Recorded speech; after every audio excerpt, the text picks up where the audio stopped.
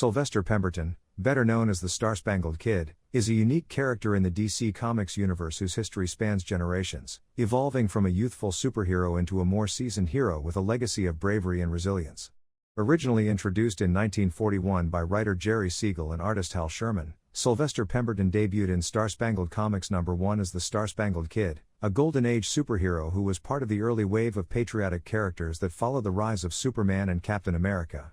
Sylvester's first appearance was as a young man who was inspired by the larger-than-life heroes of the day, like Superman, to create his own superhero identity.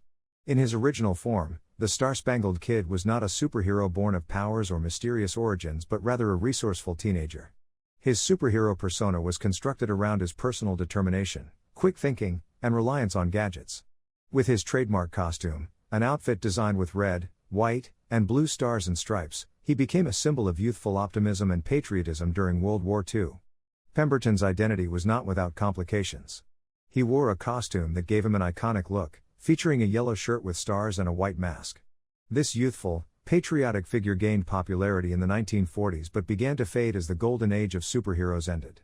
Despite the decline in his comic appearances, Sylvester's legacy persisted within the world of DC Comics, often being referenced in later stories and reimagined by other writers.